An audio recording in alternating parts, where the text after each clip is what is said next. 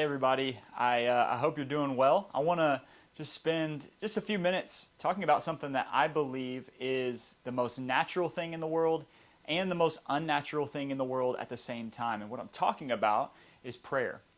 Prayer is the most natural thing in the world. It's almost universal. According to a recent Gallup survey, more people will pray this week than will exercise, drive a car, have sex, or go to work. Like why is that? It's because prayer is the most natural thing in the world. And yet at the same time, prayer is also the most unnatural thing in the world. It feels really unnatural to try to talk to someone you can't see and someone who can't talk back to you. Prayer is the most natural thing in the world, and it's the most unnatural thing in the world at the same time. Why is that? I think for many of us, we think of prayer like we think of the oxygen mask on an airplane. Like if there is one group of people in the world that I feel the most sorry for, it's flight attendants. I can't imagine if every time Justin or I got up to teach on a Sunday morning, every single person without fail put their AirPods in. That would be demoralizing on a weekly basis. But that's exactly what happens on the airplane. They start the pre-flight instructions and you put your AirPods in as they're explaining to you how to use this thing that could literally save your life in a loss of cabin pressure. We want to know that the oxygen masks are there and that they're going to work if we need them, but the only time that we're ever going to use them is in an emergency. And for many of us, that's how we treat prayer. Like we want to know that it works if we need it, but the only time we really need it is in an emergency. And when the emergency comes, we don't really know how to use it because we didn't think that the emergency would happen.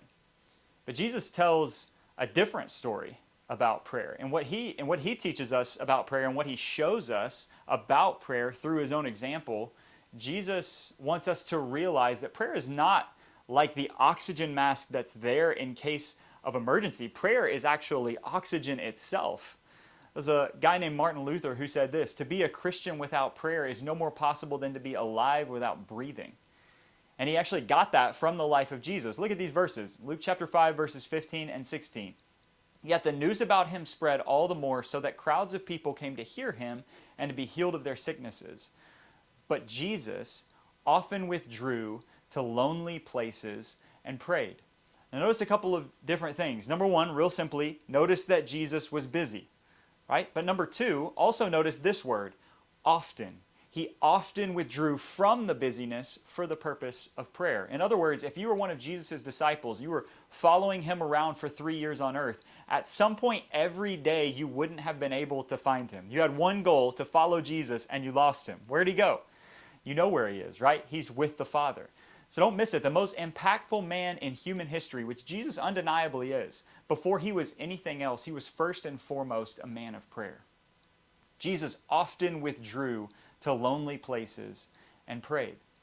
Now, I don't know about you, but when I hear a sentence like that, the question that I ask is why?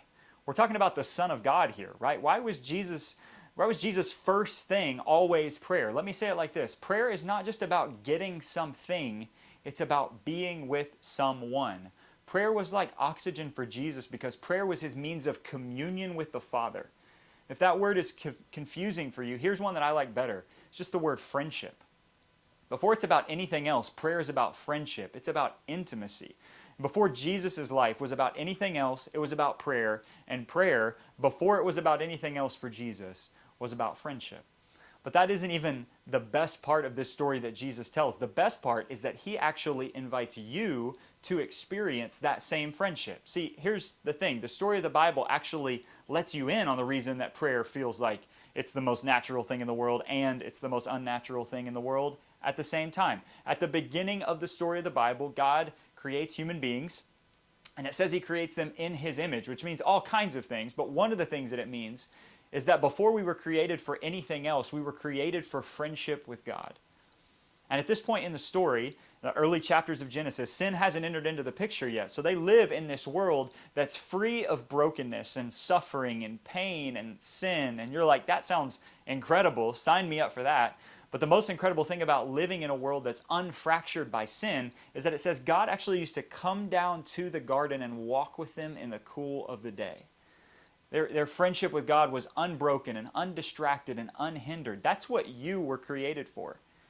But it takes 2 chapters into the story for them to say, we're actually going to say no to the oxygen and the life that you're offering us over here, and we're going to try our own thing over here. And all of us have done that exact same thing. And the result of that is that we're separated from the friendship with God that we were created for. We're separated from oxygen. We're separated from the source of life. And there's nothing that we can do in and of ourselves and our own strength to get ourselves back to it. And yet here's Jesus inviting you back into it. How is that possible? It's because he not only invites you in, but he also opens the way for you to be able to experience it again. As Jesus hangs on the cross, literally unable to breathe, he yells out at the top of his lungs, "It is finished." And when he does that, the veil of the temple, which had served as this constant reminder of our separation from communion with God, it says it gets torn in two from top to bottom, almost as if God himself was saying, hey, that invitation is back on the table again. And Jesus is telling you that you can actually live a life that's marked by that type of intimacy with him, not because you're awesome, but because he's opened up the way again. And when you begin to see what Jesus is actually inviting you into when it comes to prayer, all of a sudden you start to understand why he would often withdraw to lonely places to pray. When you realize that prayer is not first and foremost about getting something, but it's about being with someone, all of a sudden prayer starts to move from a should to a must, right? It starts to move from occasionally to often, because it starts to move in our minds from obligation to desperation. Many times when the church talks about prayer, it feels like we're trying to drag people into it with a sense of obligation. Maybe you felt this before, and it doesn't work, right? It only produces burned out people and self-righteous people. But Jesus isn't trying to drag you into prayer. He's trying to draw you into it. He's not trying to drag you into it with a sense of obligation. He's trying to draw you into it with a vision of what's possible if you just say yes. And he offers these things to you, like the presence of God, the promises of God, the power of God, the peace of God. That's what's on the table.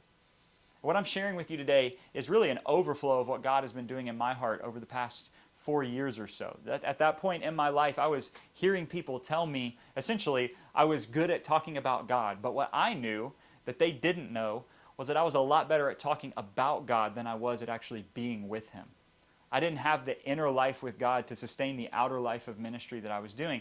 And during that season, something shifted inside me, and I just resolved in my heart to say something has to change. And I'll just be honest with you about where I'm at right now at this point. Friendship with God is the obsession of my life. I just turned 31 a few months ago. Anytime you come up on a birthday like that, or you get to the start of a new year like we did a month or so ago, I start to reflect on who I've been and who I want to be.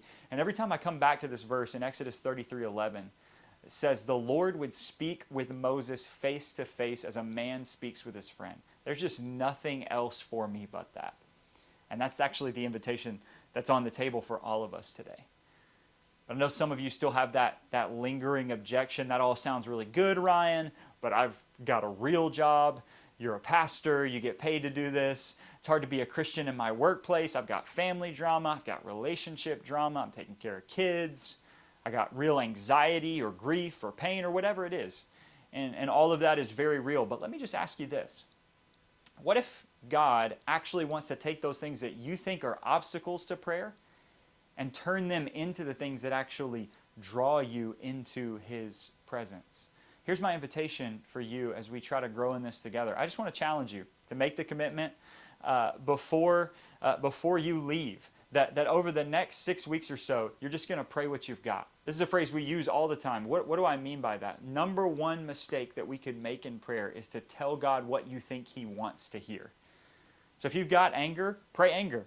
If you've got lust, pray lust. If you've got apathy, pray apathy. If you've got stress, pray stress. If you've got worship, pray worship.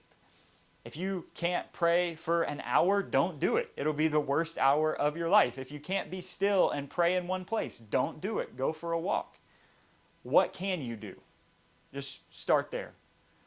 I can do 2 minutes, Ryan. Beautiful. That's 2 minutes. That's going to be the start of a friendship that's going to last into eternity. Just pray what you've got with the time that you've got in the life that you've got. We love you guys. We're praying for you. We hope you have a great rest of the week.